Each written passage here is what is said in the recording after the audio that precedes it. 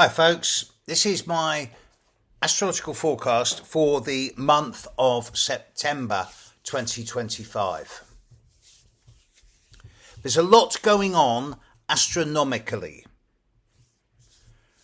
Obviously this will have repercussions astrologically.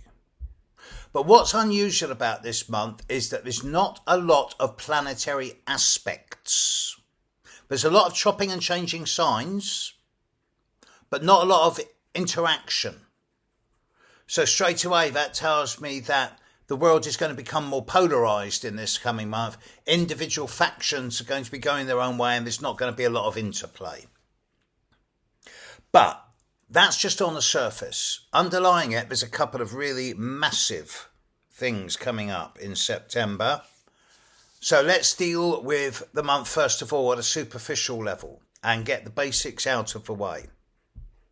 Firstly, it is the once every year Northern Hemisphere vernal equinox, Southern Hemisphere spring equinox, when the Sun will move from Virgo into Libra.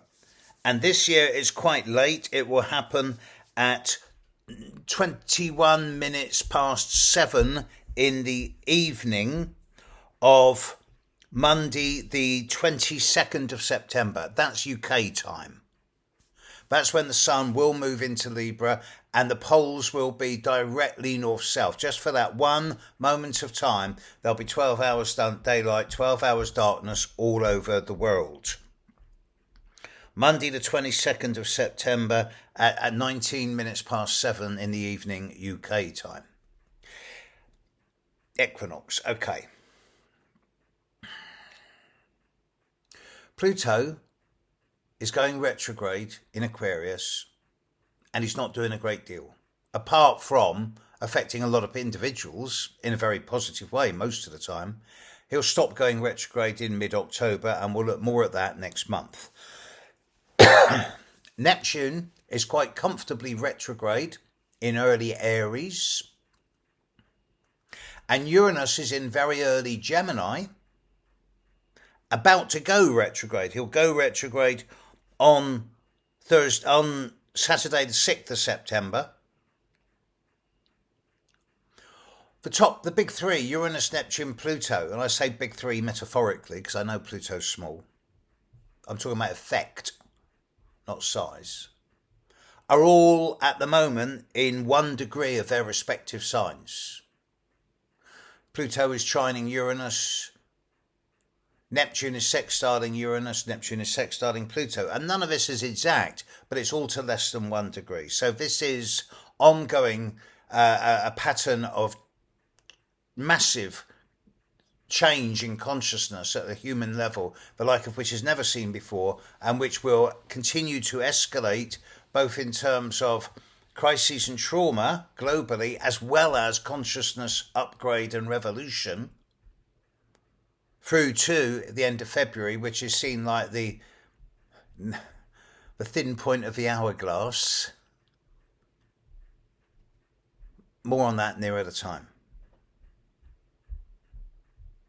Saturn is going to retrograde back into Pisces on the 1st of September, about 7 a.m. UK time.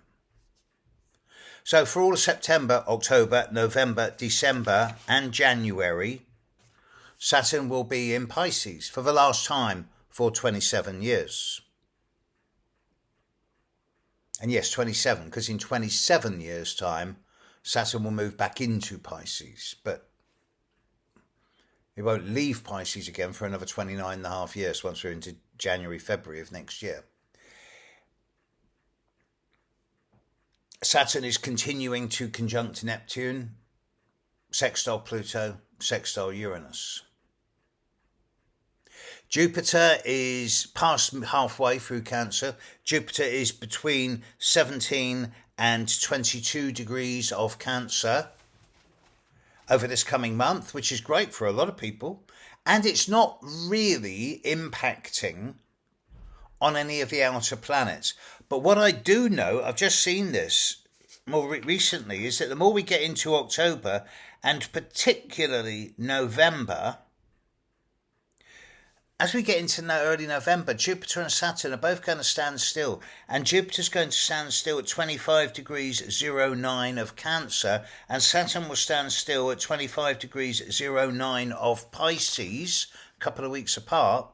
But, Jupiter's going to be trining Saturn for 8 weeks, less than 1 degree, from mid-October to mid-December. Now, in an individual's chart, I see Saturn trine Jupiter as strong as that. I think, great, this person is going to be a good business person. They're not going to be a miser. They're not going to be a spender. They've got a good grasp of economics, good business skills, good at making money and hanging on to it. Now, that should extrapolate into the world scene, but the world is crazy at the moment. Nevertheless, I am suggesting, for reasons that I've yet to come to, that the more we get into mid-October to mid-December, we are going to enter into a probably short-term period of relative economic stability, a kind of reset, because of events yet to come before those dates, of which more in a moment. Mars is currently halfway through Libra and will move out of Libra into Scorpio on the 22nd of September. Mars isn't really impacting on any of the other planets at this time and won't be until about the 22nd of September, when it will then enter into a 3 or 4 day square to Pluto. And I do suspect that there may be some quite cutting, pinpoint words and actions around the 18th to the 23rd of September, because Mars square Pluto doesn't take prisoners. It is ruthless, not mercenary, because mercenary is cruel and callous, but ruthless, as in yes, no, black, white. I'm going to do this, I'm not going to do that. No negotiation, no compromise. This is much more likely to affect the Russian-Ukraine situation than it is the genocide in the Middle East.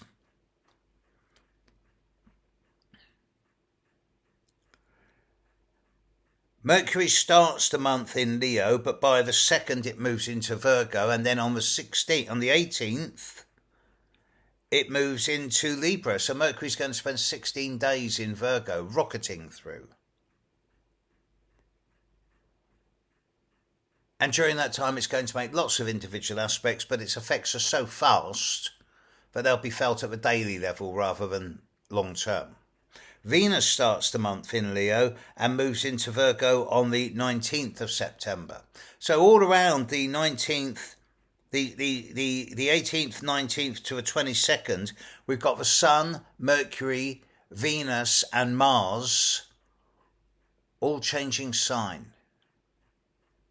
18th to the 22nd, lots of big shifts of energetic expression. This brings me to the two major points that I really want to talk about. The eclipses. Right in the middle of our 18th to the 22nd period, there is a partial, more than partial, but not total, eclipse of the Sun on the 21st of September at 29 degrees of Virgo.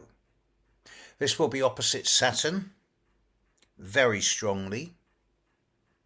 It'll be opposite Neptune, also very strongly. It will also be strongly trine Pluto and trine Uranus, but intercepted. I take you back to a few weeks ago when Mars passed at 0 degrees of Libra around the end of the first week of August, and everyone was raving about this wonderful mystic triangle and the kite formation. And actually it was a pretty crazy time because a lot of people were only looking on the surface. They weren't looking underneath. A similar pattern is coming over the 18th to the 22nd of September, focused around the eclipse on the 21st. Now, we live in crazy times. it gives me no satisfaction to know that I've been talking about what's coming up now for a couple of years. But over this last couple of years, I've been seriously looking forward to the end of 25 and the start of 26, saying this is it. This is the end of our apprenticeship as a species, and the kill or cure time where we either evolve into something more conscious and advanced as a species, or we start the inevitable decline into extinction. You know, that's the way it is. And there is no second coming. No ETs, no saviour. For the very first time in the history of this planet, as far as we know, for the first time in 6 billion years, responsibility for the evolution of a species has been placed on the species itself, us. We live or die by our own actions. No one's going to save us.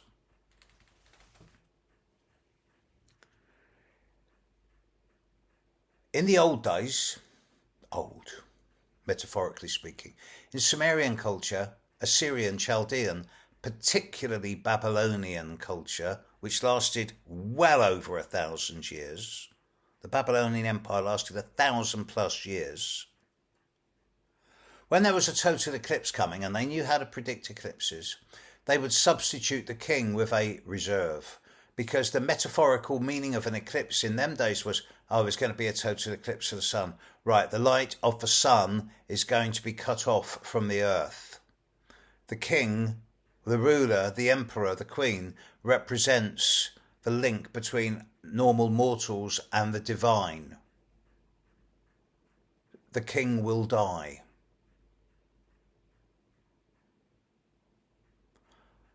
Bearing in mind the extremes of global situations that we currently live in, I'm forecasting, not predicting, because that's a fool's game, but forecasting that we're going to see a major breakdown stroke breakthrough. Probably the breakdown has to come first over the coming few months in ways that's going to help reshape the future massively. And I do expect a king to die. Now, I'm talking metaphorically. I could be talking really, but there's not many royalty left in the world. It's more as likely to be a king, a dictator, a queen, a president, an economy, a political system. A near partial eclipse of the sun suggests endings. And this is amplified by the total eclipse of the moon that precedes it on the 7th of September, around about 7 p.m. UK time. And with both the total eclipse of the moon on the 7th and the partial eclipse of the sun on the 21st, both of these take place with the moon just after sunset UK time, and with the sun at a similar time of day. In both cases, Europe will not see these eclipses, but the Americas will.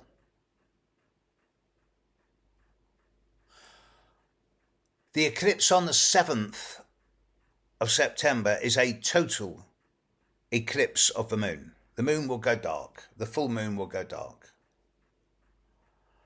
It won't just go a pale shade of orange or amber or even light brown. It'll go dark. Not completely invisible, but dark red is my best guess. And because this is a total eclipse of the moon as a precursor to an eclipse of the sun, this is a start of a massive breakdown. Now, there have to be endings before beginnings. It has to work like that. The future cannot come in if it's still got to negotiate old baggage. It needs clear space. And increasingly in the last 6 to 12 months, this planet has come to more and more extremes of behaviour. The rise of nationalism worldwide. The anti-religious sentiment.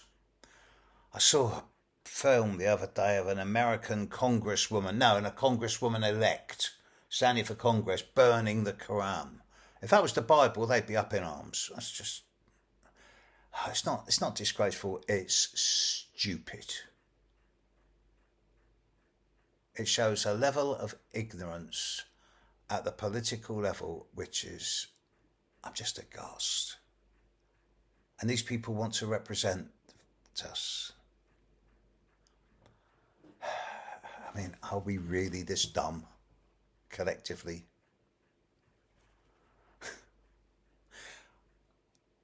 The eclipses this month are massive signals, and in many ways will shape the next 6 months in the run-up to February and March. Bearing in mind that after the bottleneck, the thin neck of the hourglass, if you like, around late February and the eclipses at the end of February and the start of March, we're then heading into 2 years, 3 years of short, for briefly, Saturn sextile Uranus, Saturn sextile Pluto, and then Neptune sextile Pluto for the final time in all of our lives. Uranus sextile Neptune, which will last a couple of years, and Uranus trine Pluto, which will last 2 or 3 years. The future's looking good from March onwards. These are the craziest times in human history. I'll leave you with this, but one more thing. I'm going to repeat a mantra that I've repeated many times. When I was a kid, there was 2.1 billion people on planet. There's now 8.2 billion. When I was a kid, spirituality meant being dragged to Sunday school. Now there's 1,000 different spiritual fixes out there available to anyone. Technology when I was a child meant a dial-up Bakelite telephone on a wall, which if you were lucky meant you didn't have to go through someone putting a jack plug in an exchange to talk to anyone else. Now I'm streaming worldwide. We're all streaming. Technology, spirituality, population are on an exponential graph curve that's scheduled to hit prime vertical within the space of all of our lifetimes, somewhere within the next 6-7 years. I think more like 4. And what happens when a graph hits prime vertical? It either collapses in on itself and goes back the other way, as perhaps happened 12,500 years ago, or it exceeds the parameters of the graph, which in my terminology means heading into a form of consciousness enhancement and expansion, the like of which we can't even really sense yet. It's there, we can feel it, but we don't really know what it means yet. We'll retain our identity and individuality, but become far more intuitive, sensitive, receptive.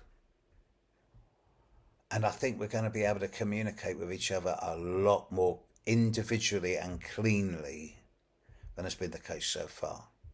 We live in interesting times. It's a blessing and a curse.